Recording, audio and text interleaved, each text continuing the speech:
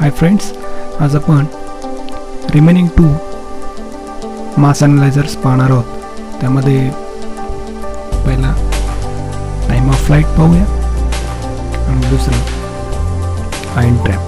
ठीक आहे, तर बघूया time of flight mass analyser POF किंवा या इन्स्ट्रुमेंटला आपण डायरेक्ट काय म्हणतो, time of flight mass spectrometer.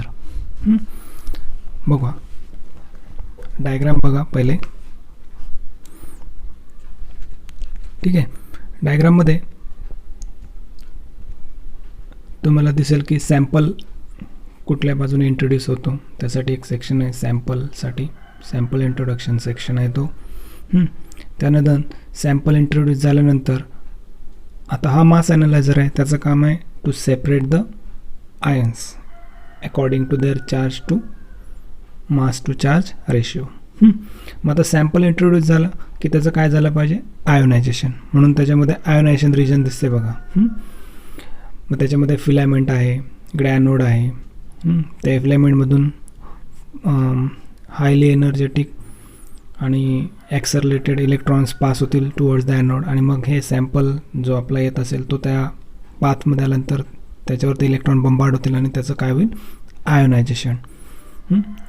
म्हणजेच हा रिजन आहे आपला आयोनायझेशन रिजन. आणि त्या आयोनायझेशन रिजनच्या पुढून जेव्हा ते इलेक्ट्रॉन म्हणजे सॉरी जे आयन्स पासआउट होतील, ॲक्सरलेट केले जातील ion energy ग्रेडमधून,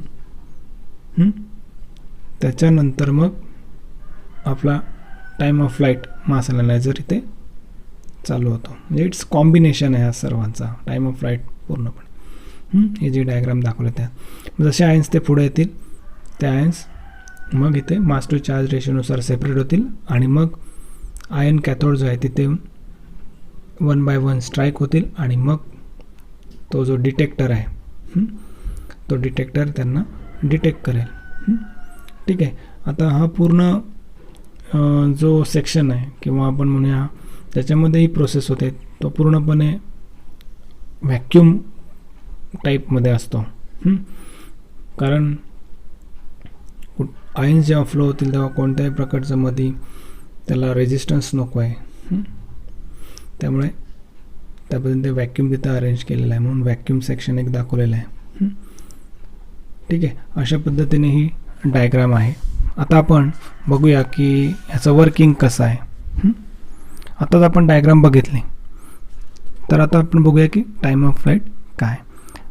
in time of flight instrument positive ions are produce periodically by bombardment of sample with brief pulses of electrons. मग मी तुम्हाला म्हटलं की तो सुरुवातीला आपल्याला आयन्सची रिक्वायरमेंट होते, तर सॅम्पल इंट्रोड्यूस झालं की बाय बंबार्डमेंट ऑफ इलेक्ट्रॉन्स आपण त्याच्यामध्ये पिरियडिकली काय क्रिएट करतो, आयन्स क्रिएट करतो.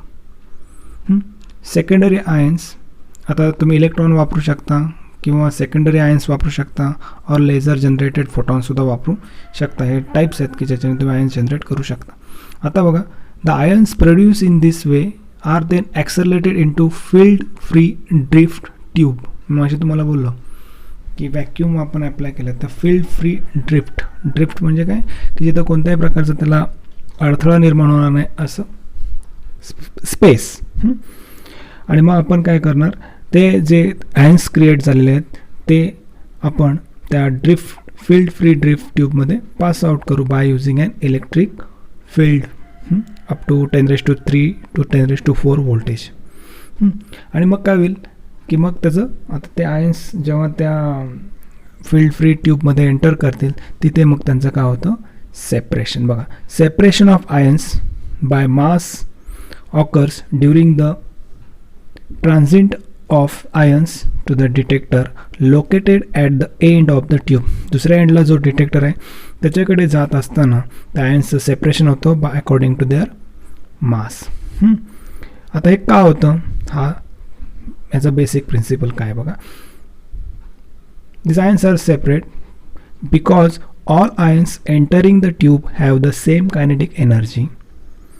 There velocities in the tube vary inversely with their masses. बघा, त्यांना आपण कायनेटिक एनर्जी सगळ्यांना सेम देतो, पण प्रत्येकाचा मास वेगवेगळा असल्यामुळे त्यांना मिळणारा जो व्हेलॉसिटी आहे ती व्हेलॉसिटी काय होते, डिफरंट होत जाते. त्याच्यामुळे काय होतं, ज्यांचा लार्जर मास आहे ते मागे राहतात आणि ज्यांचं लायटर मास आहे ते जोरात पुढे ढकलले जातात आणि ते डिटेक्टरकडे पहिले पोहोचतात आणि मग जे जड आहेत मास किंवा ज्यांचं मास हेवी मासवाले जे आपण म्हणून आयन्स आहेत ते स्लोली त्यांच्या पार्टनं डिटेक्टरकडे जातात.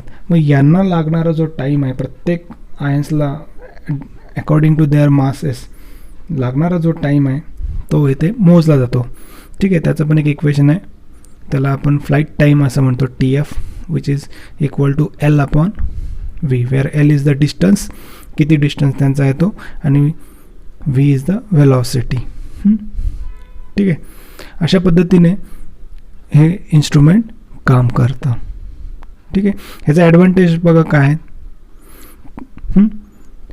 पहिला ॲडव्हान्टेज आहे की हा सिम्पल इन्स्ट्रुमेंट आहे, रगनेस आहे, इझिली ॲक्सेसिबल आहे, कुठे तुम्ही त्याला नेऊ शकता आणि त्याला व्हर्च्युअली अनलिमिटेड मास रेंज आहे, त्याची रेंज फार जास्त आहे, त्याच्यामुळे तुम्ही ह्याचा जास्तीत जास्त वापर करू शकता.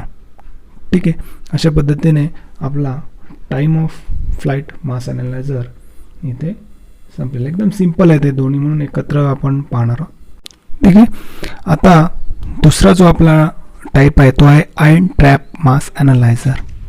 ठीक आहे, आयन ट्रॅप मास ॲनालायझर चे डायग्राम मी तुम्हाला शो करतो की कसं काय आहे ते. बघा, डायग्राममध्ये तुम्ही बघत असाल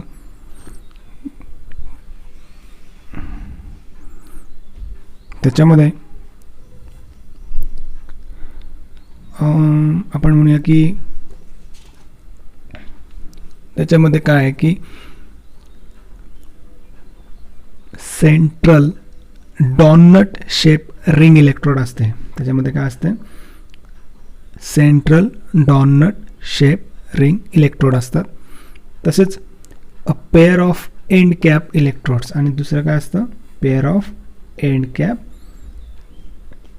इलेक्ट्रोड. ठीक आहे, बघा आता a variable radio frequency voltage is applied to the ring electrode while the two end cap of the electrode are grounded. आपण काय करतो, एकाला व्हेरिएबल फ्रिक्वेन्सी अप्लाय करतो, variable radio frequency voltage apply करतो, आणि जे दोन एंड कॅप आहेत त्यांना आपण ग्राउंडेड करतो. आता काय होतं बघा, ions with an appropriate mass to charge value circulate in a stable orbit within the cavity surrounded by the ring. आता हे जे रिंग आपण डोनट शेप जी रिंग आहे त्याच्यामध्ये जो एक स्पेस आहे त्या स्पेसमध्ये काय होतं, अकॉर्डिंग म्हणजे आपण त्याला म्हणूया की मास टू चार्ज रेशिओवाले जे वेगवेगळे आयन्स आहेत त्या आयन्स काय होतात, एका स्टेबल ऑर्बिटमध्ये ते काय होतात, सर्क्युलेट होत राहतात, फिरत राहतात आणि तिथे आपण स्थिर राहतात असे आपण म्हणूया. आता काय करूया आपण, as the radio frequency voltage is increase the orbits of heavier ions becomes stabilized. आणि जसं जसं तुम्ही मग ती रेडिओ फ्रिक्वेन्सी आपण अप्लाय केले ती जशी जशी वाढवत जाता तसं जे मोठे हेवियर्स आयन्स जे आहेत ते काय होतात, जास्त स्टेबल होतात, आणि those for lighter ions become destabilize. आणि जे लायटर आयन्स आहेत ते डिस्टॅबिलाइज व्हायला लागतात, त्यांना आपण म्हणूया की त्यांना तिथं झेपत नाही, and becomes destabilize causing them to collide with the wall of the ring electrode. आणि मग डिस्टॅबिलाइज झाल्यानंतर ते त्या भिंतीवर आपण म्हणूया त्या रिंगच्या इलेक्ट्रोडवर आपटतात आणि न्यूट्रल होऊन जातात. When the device is operated as a mass spectrometer, ions produced by an electron impact or chemical ionization sources are admitted through a grid in upper end cap. इथं परत तेच आपण बघतो की जर तुम्ही वेगवेगळ्या पद्धतीने आपण जे आयन्स बनवलेले आहेत स्पेक्ट्रोमीटरमध्ये जेव्हा हा डिव्हाइस आपण अप्लाय करू त्यावेळी जेव्हा ते आयन्स आपल्या केमिकल आयोनायझेशन किंवा इलेक्ट्रॉन इम्पॅक्ट असे आपण जे काही वेगळे टाईप्स बघितले त्यातून जेव्हा ते आयन्स ॲडमिट होतील या आयन ट्रॅप ॲनालायझरमध्ये अप्पर एंड कॅपमधून, the ionization sources is pulse so as to create a burst of ion. मग इथं आपण असं करतो की एक ब्रस्ट तयार झाला पाहिजे, की एक ब्रस्ट ऑफ आयन्स आपल्या त्या आयन ट्रॅप मास ॲनालायझरमध्ये आला पाहिजे. मग पुढे काय होईल, the ions over a large mass range of interest are trapped simultaneously and the ion trap can store ions for relatively long times up to 15 minutes for some stable ions. मग ते आलेले जे आयन्स आहेत तो ion trap काय करतो, त्यांना स्टॅबिलाईज करून घेतो आपल्या त्या स्पेसमध्ये. जवळजवळ काही आयन्स त्याच्यामध्ये 15 मिनटं स्टॅबिलाईज होऊ शकतात आणि मग 1 by 1 एक आयन्स त्याच्यामधले आपण काय करतो, त्या ॲनालाइज करतो आपण म्हणून सिलेक्टिव्हली. अ टेक्निक म्हणून याला आपण म्हणतो a technique called mass selective ejection is then used to sequentially eject the trapped ion in order of mass by increasing the radio frequency voltage applied to the ring electrode in a linear ramp. As the trapped ions become destabilized, they leave the ring electrode cavity via opening in the lower end cap, and the emitted ions then pass into a transducer.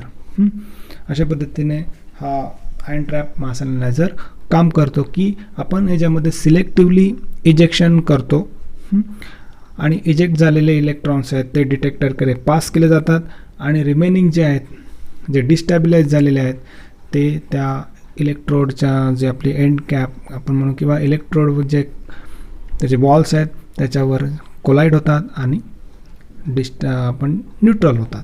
ठीक आहे. आणि बाकी जे ions आहेत 1 by 1 आपण analyse करतो जे आपल्याला रिक्वायर्ड आहेत.